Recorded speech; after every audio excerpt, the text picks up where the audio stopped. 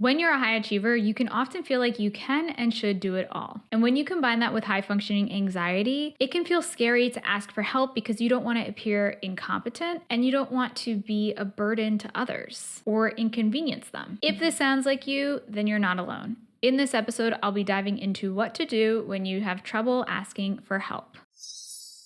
This is episode number 127, What to Do When It's Hard for You to Ask for Help. Welcome to Calmly Coping. My name is Tati Garcia, and I'm a licensed therapist and coach specializing in high-functioning anxiety. I help high achievers overcome high-functioning anxiety so they can feel calm, balanced, and confident from within. If this topic interests you, then please like, subscribe, and hit the notification bell so that you can be notified anytime I release a new episode. Thank you so much for tuning in. So first, let's talk about what does it mean to ask for help. So you could be asking for help for a temporary struggle. So maybe you are feeling stressed, overwhelmed, anxious, have a lot on your plate, and you're asking for support when it comes to chores at home, childcare, projects at work or school, whatever it might be. Maybe you can ask for help in a permanent way. So this can include things like delegation. So delegating to an assistant or a colleague or a subordinate at work. Maybe it can include having your children or partner help out with chores on a permanent basis. Another way you can ask for help is asking questions when you don't understand something, when you're confused, when you need support in any way. Or it could be asking for emotional or psychological support when you're struggling, when you're stressed, when you're overwhelmed, when you're frustrated, or when you just need any type of mental health support, like struggling with anxiety. Or it could be asking for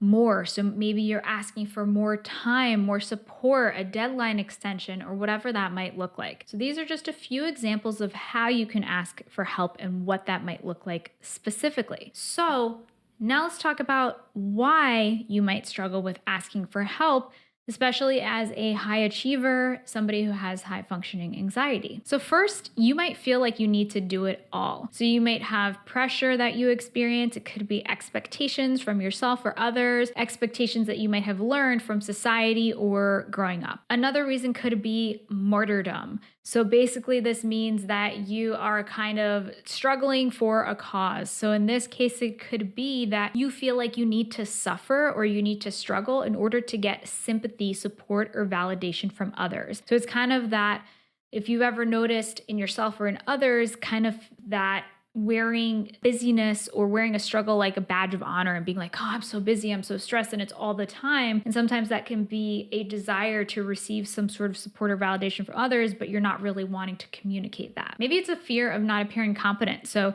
if you feel as though asking for help is admitting, I can't do this on my own, or a fear that asking for help is a weakness and you should be able to do it on your own. So that can be another way that you might struggle with asking for help, or another reason why. Another reason why is you might fear what other people think of you. So you might not want to burden other people with asking them for help because you might think, oh, I don't want to add more to their plate. Maybe you're worried that people are going to think you're lazy or you can't do it all, or maybe you have a fear of rejection, that somebody's going to say no when you do ask them for help, and that's going to be uncomfortable or challenging to experience. So this was inspired by a post that I saw in our free Facebook community for high functioning anxiety, Calmly Coping, which you can join or access by going to calmlycoping.com/group. But somebody left a comment saying that their biggest struggle with high functioning anxiety was, quote, having trouble receiving help because people helping us can't seem to function as efficiently as we do, leaving us helping the helper, unquote. That is definitely very relatable. And that brings me to another reason why you might struggle with asking for help. So maybe you fear that people can't do the thing as well as you do.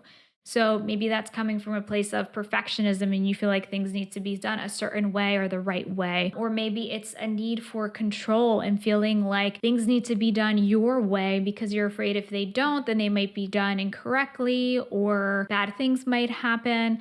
And I'm going to talk more about that need for control and how that can be a consequence of anxiety. I have an episode coming out in about 2 weeks all about that. So subscribe so that you get notified when that comes out. But it could be just a difficulty letting go of control that then results in you feeling like it's hard to get support with something because nobody else can do it as well as me. And that may very well be the case. However, now I'm going to talk about why it's so important to ask for help and how it can actually help you when it comes to asking for help. First, I want to mention I am going to be hosting a free high functioning anxiety support group where you can connect with others who have high functioning anxiety. So this is completely free and it's a place for you to share and connect with others. And I'm going to be hosting this Tuesday, November 29th, 2022 at 6 p.m. Eastern Time. So you can learn more about this and get more information as the date gets closer by joining my free Facebook community, Calmly Coping. You can find the link for that in the description or the show notes. And basically, if you're listening to this episode after that date has passed, then still join the group because I may still have upcoming support groups coming up depending on how this first one goes. And if you're interested in me hosting more, then definitely send me an email at tati@becalmwithtati.com to let me know that this is something that interests you. So now,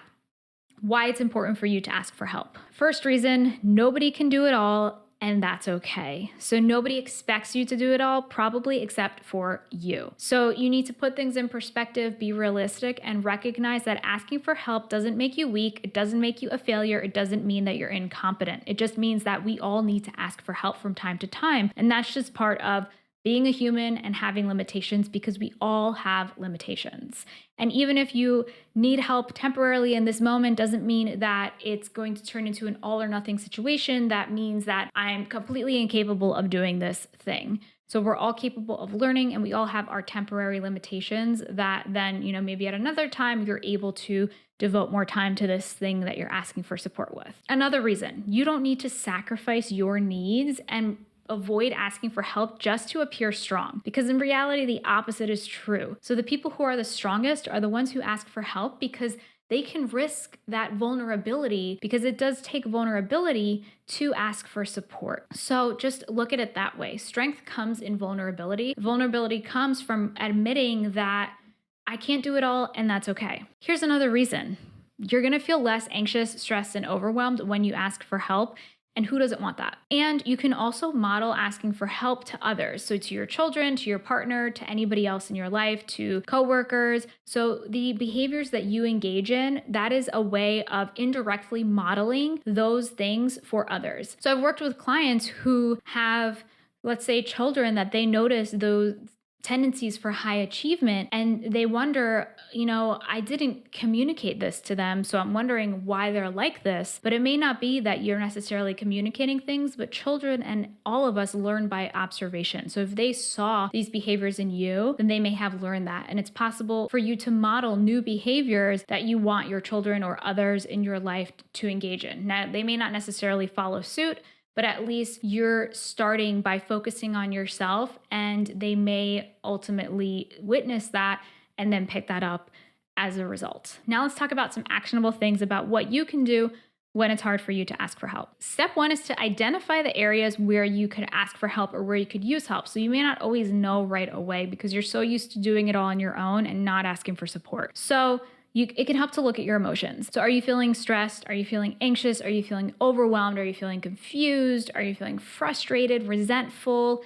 Any of these emotions can be clues that maybe something needs to change in that situation. And so if that's the case, then maybe assessing, can I use more support? Maybe I'm overwhelmed with doing all the meal planning and food shopping and food prep for the week. So maybe I can use support in that area, for example. So once you've done that, then step two is to dig into your fear and your hesitation. So what is really happening? Why are you afraid or hesitant to ask for help in this situation? So it could be something that's really holding you back, what you're afraid of, and it can really help to journal so that you're intentionally thinking about and identifying it and kind of getting it out of your head. So maybe in the situation with being overwhelmed with grocery shopping and food prep, maybe you're afraid of being perceived as lazy, not being able to do it all, or of overloading your partner. Step three is to challenge it. So challenge these fears and these hesitations. Are these fears and worries actually true? Are they supported by evidence?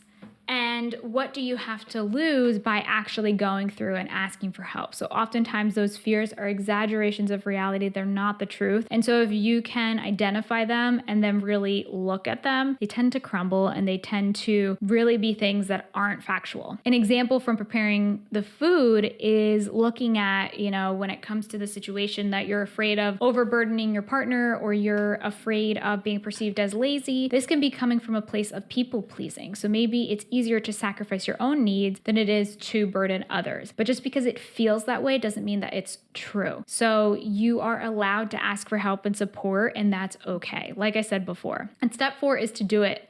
So practice asking for help, because that's the only way that you're actually going to get the support you need and that you're going to start to feel more comfortable doing so in the future. So I want you to pick one specific way that you can ask for help this week, even if it feels uncomfortable. So the example could be asking your partner, can you help me going grocery shopping this week because I'm feeling really busy and overwhelmed? And you can kind of assess, that's more of a tangible way of asking for help, but it can be anything that you need support with, depending on what the situation is for you and what you identified in step number 1. So your action tip is to practice asking for help this week in no matter how small of a way it is. Just practice, just see how it feels and what that looks like for you, and start to go through the process of identifying, are there certain areas that you can use help and support in? And maybe start to gradually work towards asking for help in those areas so you can lighten your load, so you can feel less stressed, and so you can start to use the support system that's around you. So let's continue the conversation about this episode. Head over to my free Facebook community, Calmly Coping, to share your thoughts about this episode. Let me know in the comments how you can ask for help this week. And if you're watching on YouTube, leave a comment below and let me know how you can practice asking for help this week. And just as a reminder, I will be hosting that free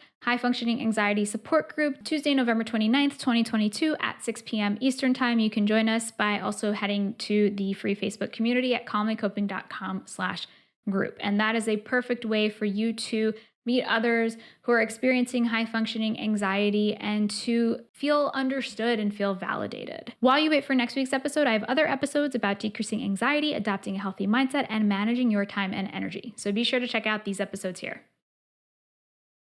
Thank you so much for tuning in today, and until next time, be calm.